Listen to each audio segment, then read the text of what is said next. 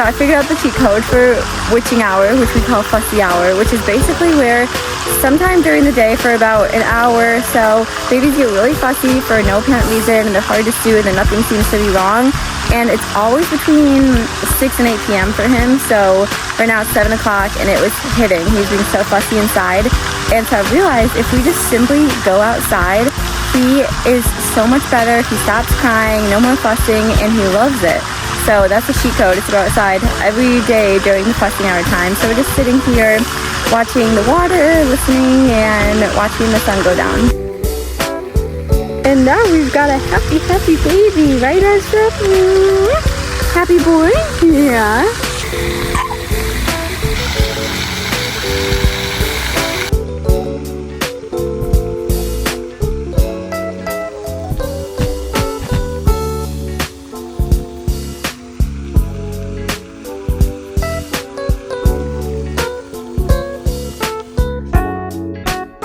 Got my little man on me with baby wearing, and I'm about to start getting ready so my mom and I can meet for lunch at a local winery, and Mr. Man's stay home with Jonathan.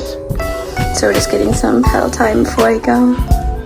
I'm all ready to go, and now I'm headed out to meet my mom.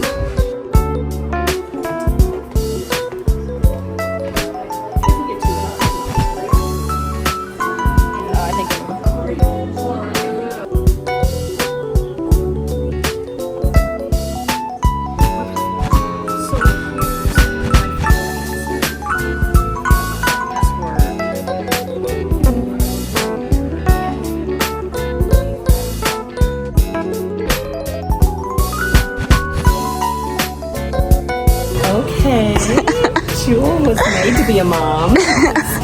When she was a little girl, my aunt just told me that I went to a back bedroom to nurse one of Jewel's siblings, and Jewel put a baby doll under her shirt so she could nurse her baby. It's adorable. Yes. So I'm back for the winery now. I'm putting together his reusable diapers, and we're just sitting, hanging out, and I was kind of trying to brainstorm what I want life to look like the next few years. I mean, I was so certain of Florida, but a part of, now that I'm back, part of me is like, well, maybe it is nice, like, be my family, and although I love it there, like, we didn't have, oh, hey, I love you, it's okay.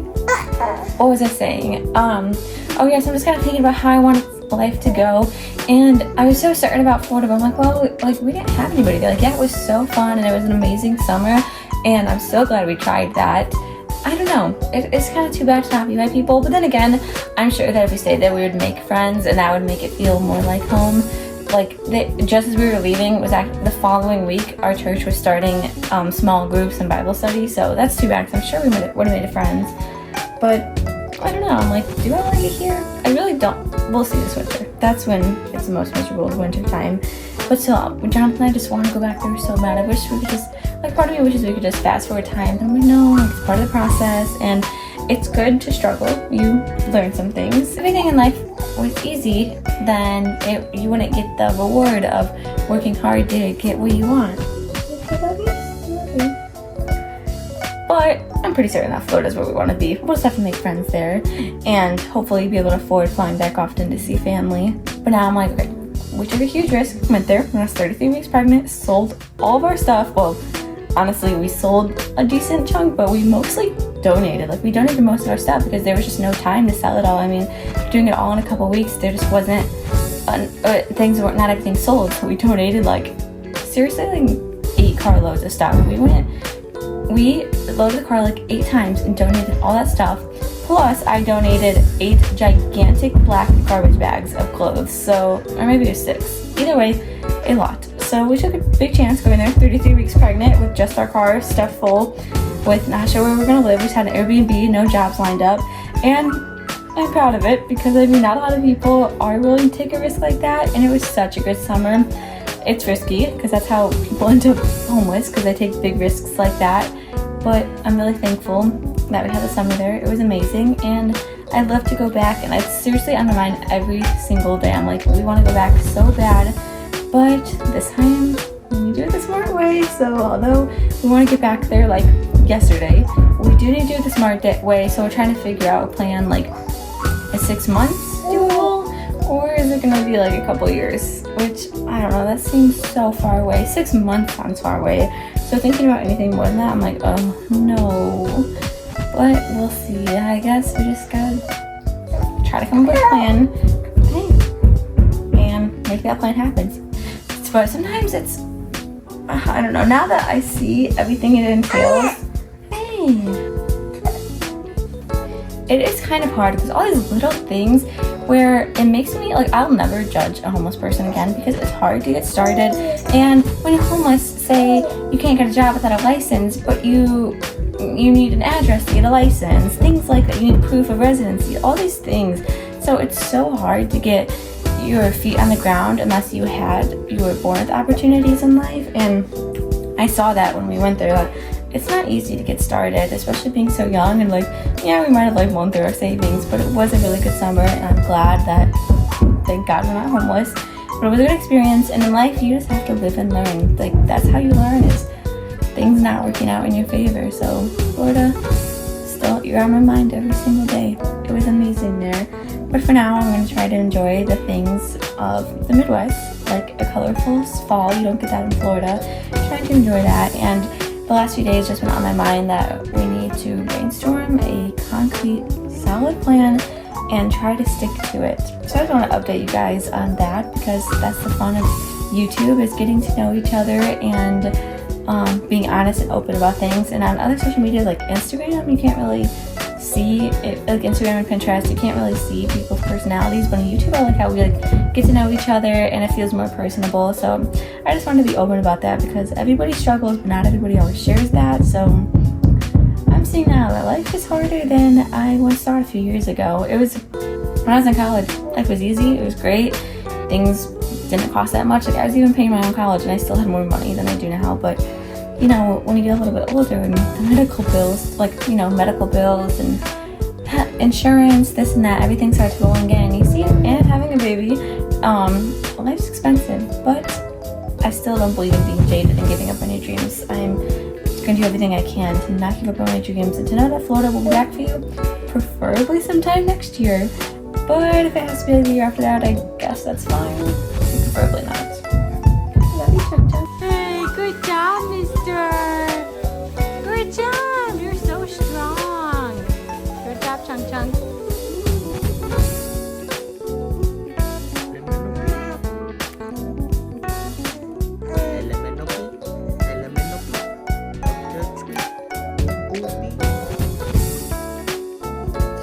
QRS-TUV.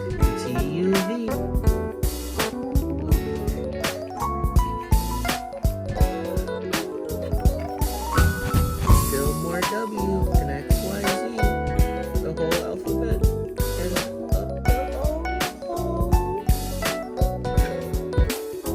chicka chicka boom boom.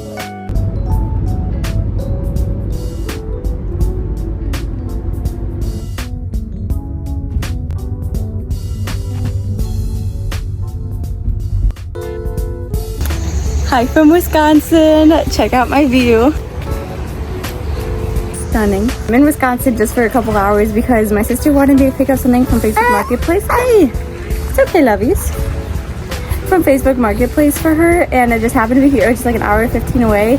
And I was like, yeah, no problem, I can do that. And I decided we should stop at Lake Geneva. It's an adorable town with a really nice view. And so it was just a small detour, so we came here to hang out for a little bit and to give him a break from the car. So I'm gonna nurse him and, hey, okay?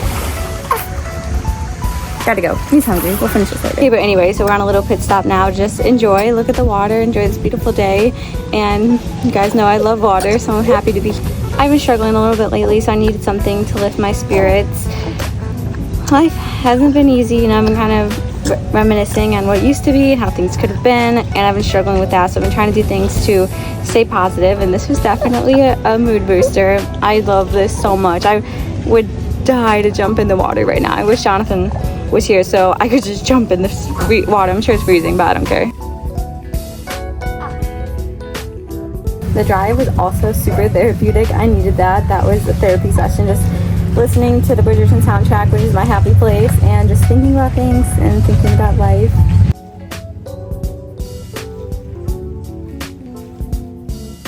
part of me really loves Wisconsin and Michigan. If it didn't get so cold in the winter, even colder than Northern Illinois, I would live here. I really like it. Lots of water and no sharks. I love that. But I'm a Florida girl, so I'll be back to Florida. It's crazy because this has been like the worst yet the best year of my life. Like so much has gone wrong, so much has been stressful, there's been a lot of pressure on me, but then like I love Ezra so much. He's like the best thing that's ever happened to me. So I feel like sometimes God gives you good things to help outweigh the bad or to balance things, because like yeah, it's been a rough time and a lot of pressure on me, and I feel like it's just been kind of like one bad thing after another. But I love Ezra so much, and he's been the biggest blessing in my life, and he brings me like immense happiness. Oh, I forgot to say I finally got my phone fixed. I don't know which vlog I mentioned it in, but my phone fell out of my diaper bag like 5 weeks ago and shattered the front screen and like shattered the camera, and there's like green lines going all throughout my phone screen, but like it was still usable, and so I was just using it as it was. I wasn't gonna get it fixed.